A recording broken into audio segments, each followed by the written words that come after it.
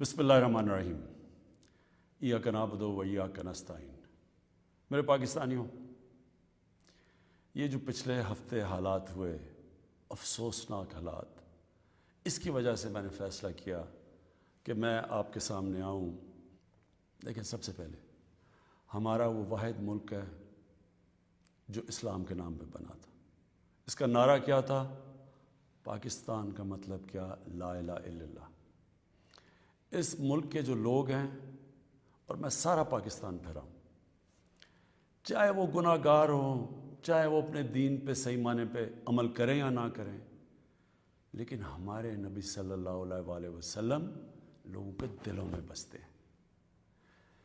इसलिए जब भी कहीं भी दुनिया में उनकी शान में किसी किस्म की गुस्ताखी होती है तो हमें ये तकलीफ़ मिलती है।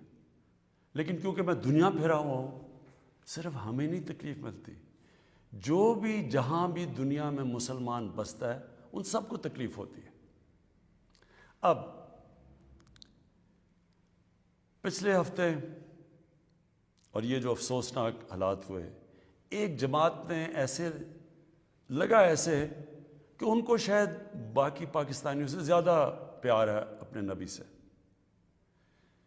देखें, वो जो TLP का जो मकसद है, जिसकी वजह से वो लोग बाहर निकाल रहे हैं, मैं आपको यकीन दिलाता हूँ कि वो ही मेरा मकसद है, वो मेरी गवर्नमेंट का मकसद है।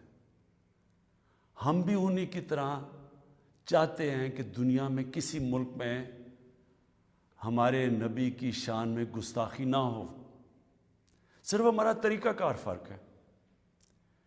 TLP का क्या तरीक़ाकार है और मेरी गवर्नमेंट और मेरा जब से हम आए हैं, हम क्या कोशिशें कर रहे हैं कि दुनिया में ये गुस्ताखी ना की जाए उनकी शान में, वो ये है। TLP ये कह रही है कि जो फ्रांस में हुआ, फ्रांस के एम्बेसडर को वापस भेजा जाए, उनसे सारे राब्ते ख़त्म कर दिए जाए।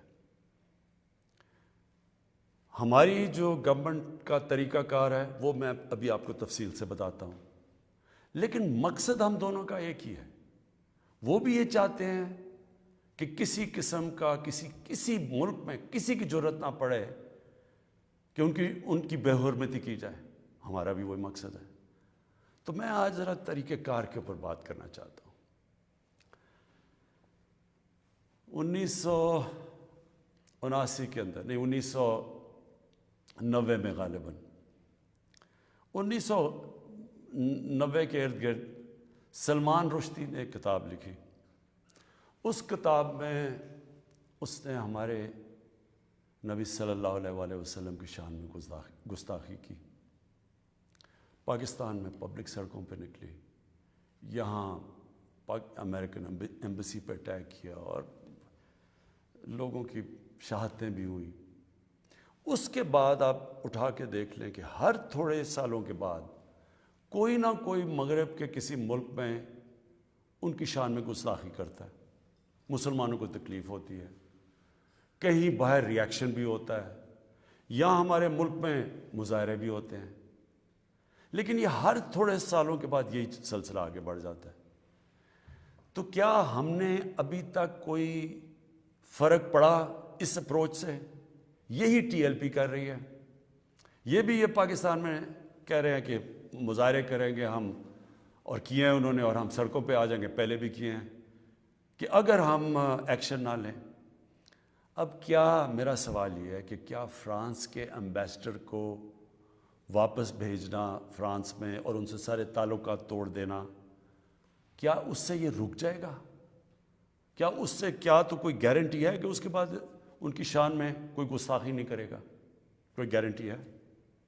मैं मगरब को जानता हूँ, मैं आपको गारंटी करता हूँ कि अगर आप ये करेंगे, अगर हम ये करें पाकिस्तान, तो इसके बाद किसी और यूरोपियन मुल्क में यही होगा। आज़ादी के राय पे नाम पे वहाँ उन्होंने ये एक आज़ादी राय का इशू बनाया हुआ है। उसके नाम पे वो कहेंगे अच्छा, आज़ादी राय की वजह से इन्होंने ये किया, हम भी ये कर रहे हैं, वो भी कोई गुस्ताखी करेंगे। क्या फिर उसके एम्बेसडर को भी हम वापस भेजेंगे?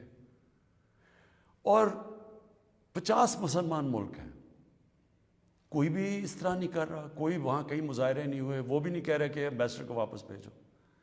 تو اس کا پہلے تو کوئی فرق نہیں پڑنا لگا فرانس کو. لیکن میں آپ کو یہ بتاؤں پاکستان کو کیا فرق پڑے گا. سب سے بڑا فرق یہ پڑے گا ہمارے ملک کو کہ بڑی مشکلوں سے ہماری معیشت اٹھ رہی ہے.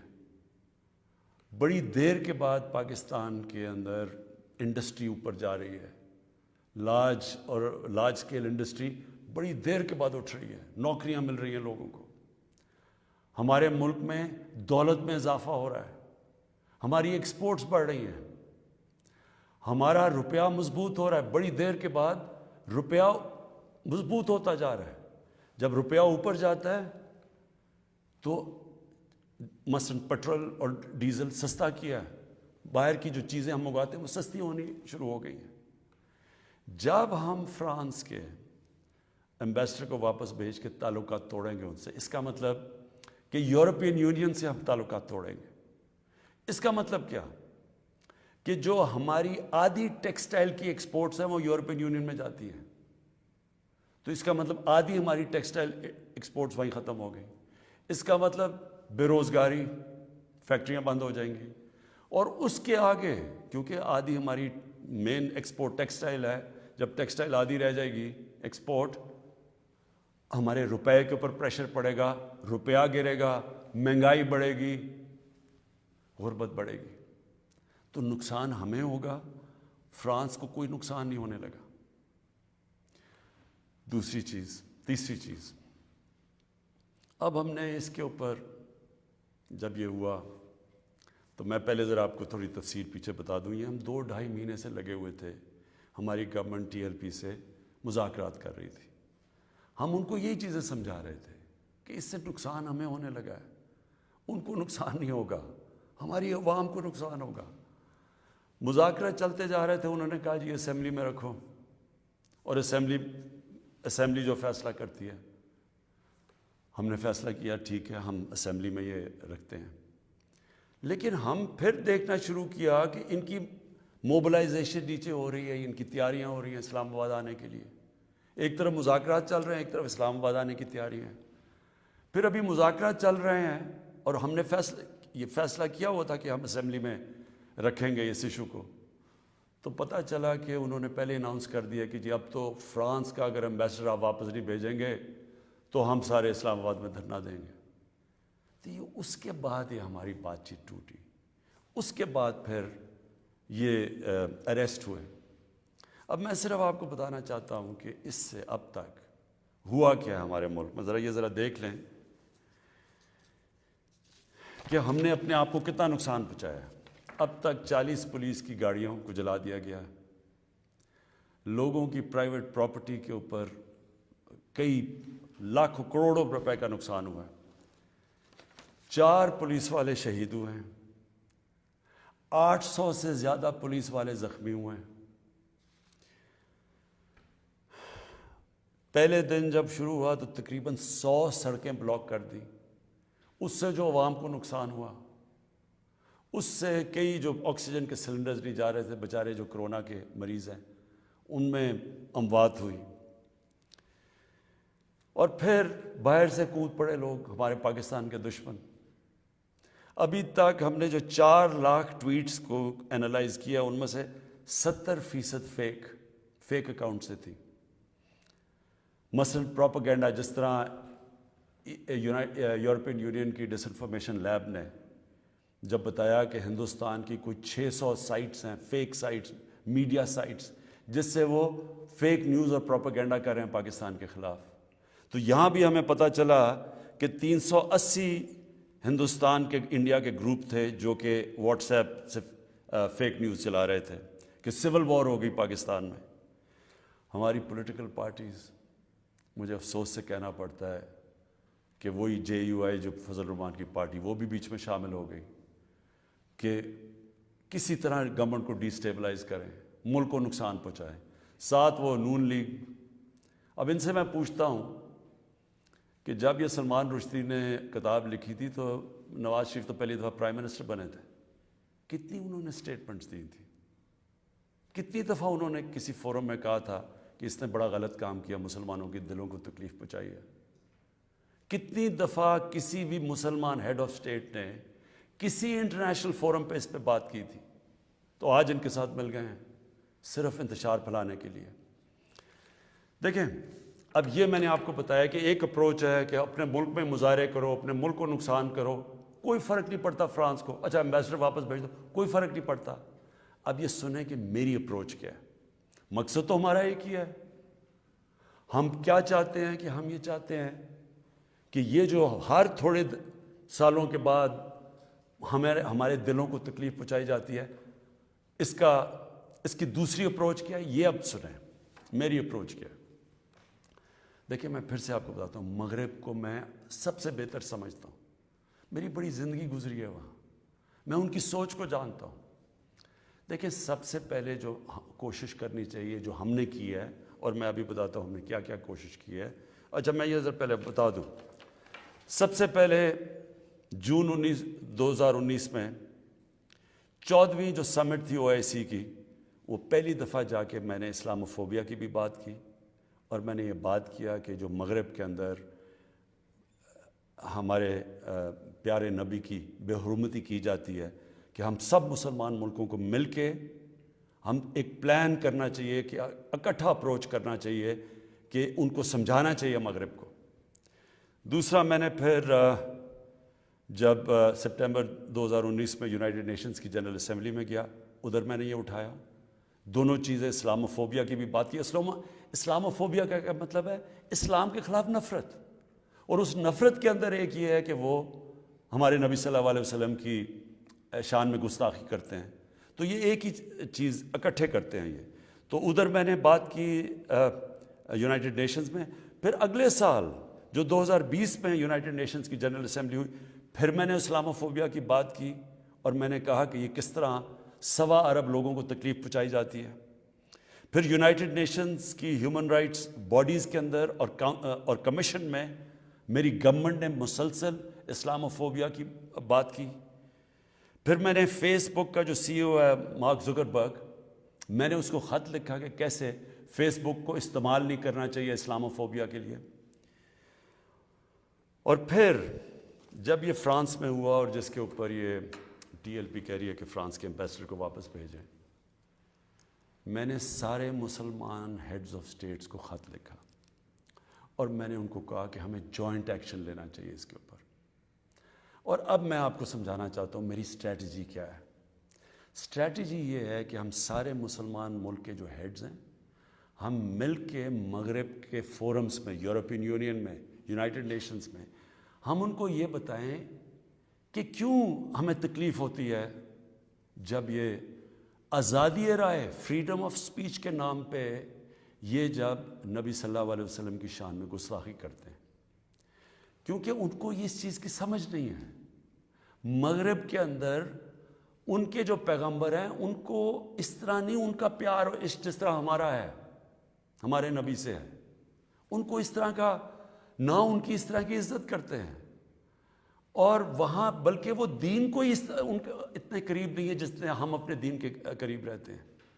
اس لیے ہمیں ان کو سمجھانا پڑے گا، اور سمجھائیں گے جب ہم مل کے اکٹھے کلیکٹیولی مسلمان دنیا کے ہیڈز آف اسٹیٹس جب ہم بات کریں گے، جو میں یہ ہر جگہ جن فورمز پہ کہتا گیا ہوں، تب اس کا اثر ہوگا۔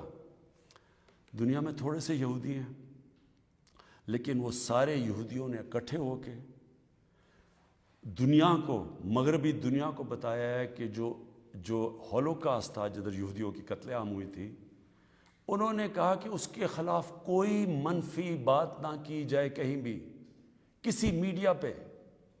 آج کہیں بھی، آج مغربی میڈیا کسی ملک میں ہولوکاسٹ کے خلاف کوئی بات نہیں کر سکتا۔ 4 یورپین ملک ایسے ہیں جدھر جیل میں ڈال دیتے ہیں اگر آپ ہولوکاسٹ کے خلاف کوئی منفی بات کریں۔ تو کیا ہم یہ نہیں ان کو باور کروا سکتے کہ ہمیں کتنی تکلیف پہنچتی ہے؟ اور یہ صرف، اور یہ ہم تب کریں گے جب ہم کلیکٹیولی مل کے کریں۔ اور میں آپ کو یقین دلاتا ہوں، کیونکہ میں مغرب کو سمجھتا ہوں، ان کو سمجھ ہی نہیں ہے اس چیز کی۔ جب ہم پروٹیسٹ کرتے ہیں، جب ہم مظاہرے ہوتے ہیں، وہ سمجھتے ہیں مسلمان آزادی رائے کے خلاف ہے، اور وہ پھر بجائے اس کو سمجھنے کے وہ پھر اور کوئی جان کے شرارت کرتے ہیں ہمیں تکلیف دینے کی۔ اس لیے پہلا تو یہ چیز ہے۔ اور دوسرا میں جو کہنا چاہتا ہوں وہ یہ، دوسرا طریقہ کیا ہے کہ جب ایک 50 مسلمان ملک مل کے یہ کہیں گے کہ اگر کسی ملک میں سے اس طرح کیا گیا تو ہم سارے مل کے ان کا ٹریڈ بوائیکاٹ کریں گے، ان کی ہم چیزیں نہیں خریدیں گے، اس کا اثر ہوگا۔ اس طرح ہم اپنا جو ہم مقصد ہے اس پہ پہنچ سکتے ہیں۔ میں نے آپ کو 2 مقصد بتائے، ایک یہ TLP کا مقصد ہے، ہم ساری زندگی بھی لگے رہیں، ہم اپنے ملک کو نقصان پہنچاتے رہیں گے، کبھی کوئی فرق نہیں پڑنے لگا ان کو۔